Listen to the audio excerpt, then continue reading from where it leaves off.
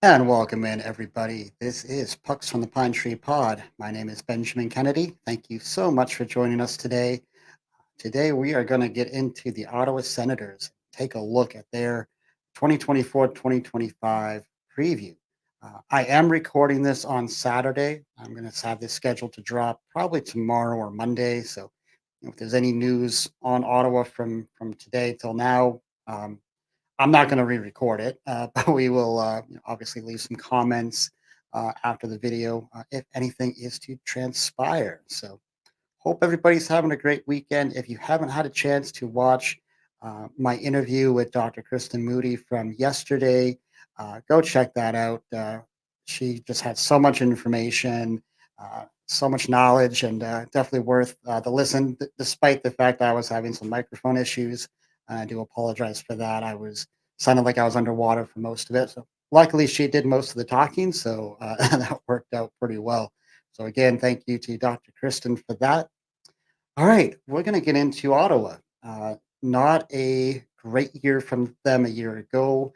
A lot of changes to this organization from ownership to coaching. Uh, they're going to be having a new arena at some point. I know the new owners are working on that.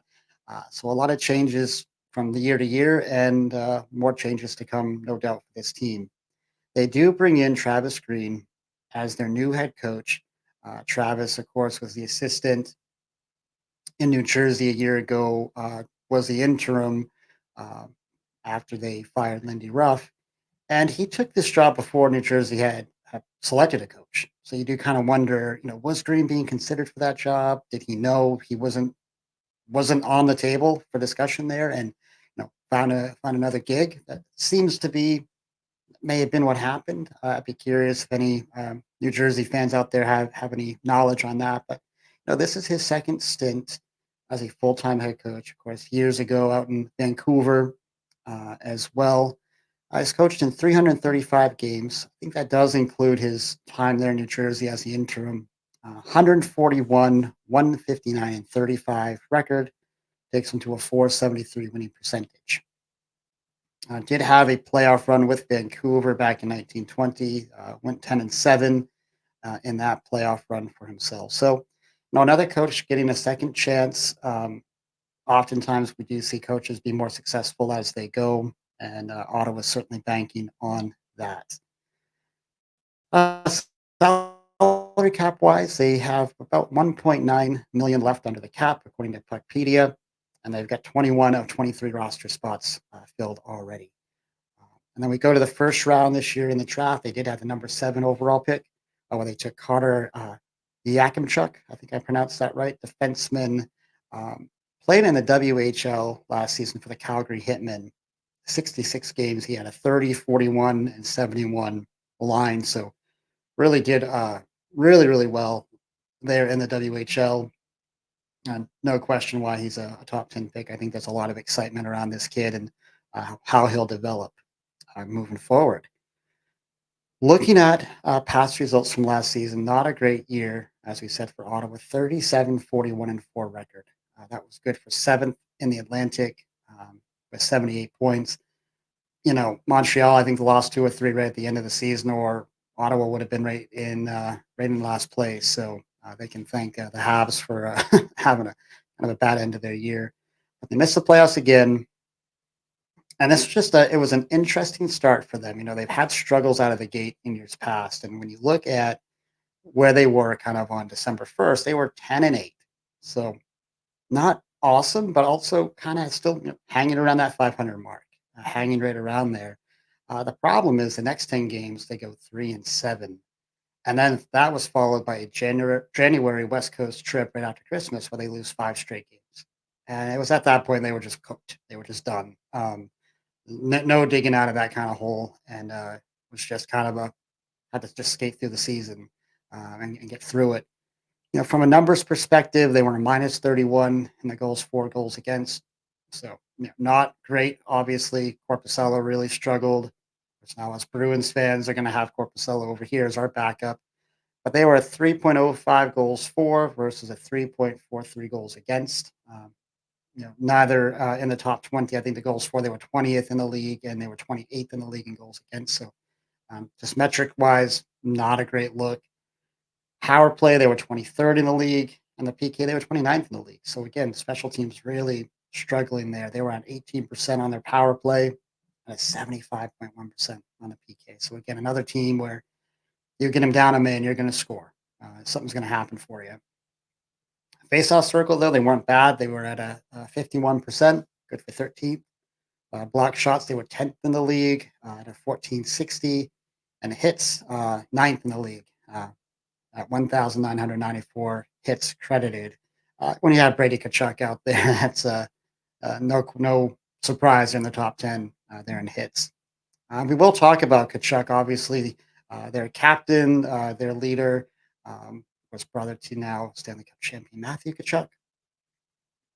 Had 81 games last season for himself, 37 goals, 37 assists for 74 points. So good, solid year out of Brady. I think he's got 40 goals in him. I think the team is going to want him to be 40 plus going into next season if they have any shot. Uh, Speaking of needing 40 goals, I think Tim Stutzla uh, had kind of a down year versus prior year. We'll talk a little bit more about him as we go, but played in 75 games, had 18 goals, 50 assists for 70 points. Drake Batherson played the whole year, 82 games, 28 goals, 38 assists for 66 points for him. Good year out of him. And Claude Giroux, 82 games played, 21 goals, 43 assists for 64 points. So, Claude, he's getting up there a little bit in age, but it's still a very solid piece to that organization. Goaltending, we know the changes they made here this year. The big trade with Boston, where Linus Ullmark crosses the border to be their starting goaltender. I'm a big Linus fan, of course, and it's going to be really interesting to see how he transitions up there, how he plays, with this team in front of him. When we go back to Boston, he played in 40 games last season, had an excellent record of 22, 10, and 7, 2.57 goals against, and a 915 save percentage. So, yes, a little bit down from the year prior, where the team just had such a magical run, and Olmark, award-winning season for him. Yeah, it's going to be really curious to see what happens here for him in Ottawa. He's on just a one-year contract, 1 year left on that deal. So, does he stay there? Do they re-sign him? Does he want to stay there? That's going to be probably a storyline for this team throughout the season. They also have Anton Forsberg, played in 30 games last year, had a 15 and 12 record, 3.21 goals against, and an 890 save percentage. So, not great, not great at all. But the team itself struggled too. So, and how much of this is on the goaltenders? How much of this is uh, on these goalies? Is a little bit of both. I mean, Bruins fans are looking at Corpusello's numbers, and we're not very excited about what you see. But this was not a great team last year. I'm not sure what goaltender was going to do much in front of that kind of team. Anyway, as we look at the roster now this season, of course, some of the key additions we already talked about. Allmark, they bring in defenseman Nick Jensen, forward David Perron comes in from Detroit. Noah Gregor, forward comes in, and Michael Amadio, another forward comes in. So they had two or three decent kind of depth forwards, kind of veteran guys. Jensen, a veteran defenseman there from Washington. So and going out the door along with Corpusello is Mark Kastelik, forward going to Boston, part of that trade with Allmark. Trade Jacob Chikrin down to Washington. So Chikrin's gone, and then forward Matthew Joseph also out the door. Uh, so, Chikrin, I think, a little bit surprised, I guess, well, maybe I'm not surprised they moved him. I mean, there had been some talk, I guess, of that, but we'll talk about their defensive depth here in just a moment. Um, I, I'm not a huge Chikrin guy, but I do think that loss could be significant for this team this season. Guys, so as I sit back and I look at the landscape in the East, I'm trying to find a path forward where the Sens can get into the playoffs. I'm just not sure I can get there this year. While I believe their roster has improved a bit year over year, other teams in the East, made bigger moves and did more with their teams. You think about New Jersey, think about Washington, think about Boston. Uh, All those teams got better. A big, it's the big key for them is getting off to a hot start. We talked about this earlier where they've had some trouble out of the gate. Um, yeah, too many years they've struggled like that and dug themselves into these impossible holes where they just haven't been able to get out of. No, if they can be hanging around that playoff picture around U.S. Thanksgiving area time frame, maybe they have a hope and prayer for a playoff run and playoff hockey going into the spring. Linus Ullmark, though, is clearly going to be the story, guys. He's a clear upgrade in net, and my guess is he'll steal them a game or two as the season progresses. I do have worries, however, about the depth uh, in defense, in front of. I do like Jake Sanderson's game, and I think he has a runway in front of him to grow and to continue to improve. Jensen comes over from Washington, and they still have Shabbat and Zub. I just don't think they're deep enough. I question how healthy they can be throughout this season. Kachuk will continue to be a force out there. We know that his motor never stops, regardless of where the team sits in the standings. He's just an animal out there. He is in year 4 of 7 of his current deal, paying him around 8.2 million, according to Puckpedia. You wonder if this team falls way out of contention. Teams are going to start calling about him. We know that. If I'm Ottawa, I'm not moving him. He's a senator. We want to keep him here. Or if I do move him, I just need to be blown away by a deal. If I'm the Senators, I'm staying patient. I'm going to build around Brady.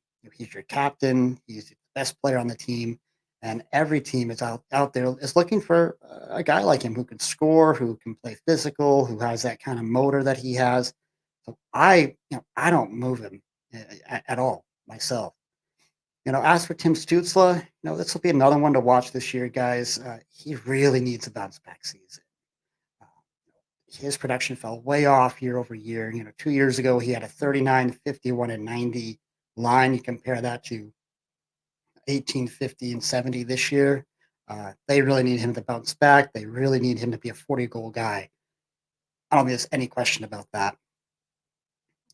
Be curious to watch, if they can get 40 out of him, if they can get Kachuk going. Again, these are all the things that a lot of these what ifs, a lot of these hopes. We hope that Stutzla can bounce back. We hope that Kachuk can, continue to grow his game. We hope that Sanderson can uh, continue to improve. We hope that Allmark will hold up and be fine. A lot of hope. So again, guys, I can't find a path forward for the playoffs for this team this year. With this being Travis Green's second stint as a bench boss, though, what's he going to bring to the table? And how can he put his stamp on this team? We do, like we said, often see coaches find better success the second time around. So I'll be interested to see if he can get these guys to play more consistently and to be a harder team to play against and not be that kind of doormat of the Atlantic. I'm not sure exactly where I'll have them when I do my predictions, but I don't have them in the playoffs this year. And if Montreal improves as they've been kind of organically improving, little by little, you wonder if this isn't the last place team this year. Kind of be curious to see. So, unfortunately, they will not pass. Gandalf is going to block them from the playoffs, and you get to go and hang out with Gollum for April and May. Sorry, Senator fans, but no, another one of these teams that they've been down for a bit.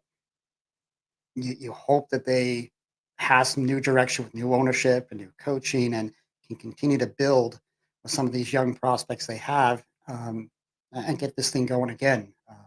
I just think that anytime you can have some of these Canadian teams improve and be playoff teams, I mean, I just love it for the league and I think it's good for the league.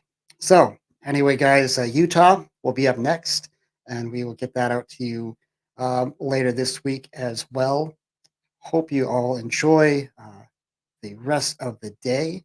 And as always, thank you so much for listening. Thank you for subscribing. Really appreciate that. And if you haven't subscribed yet, please do hit that like button, hit that subscribe button. And until next time, be kind, show love, and God bless.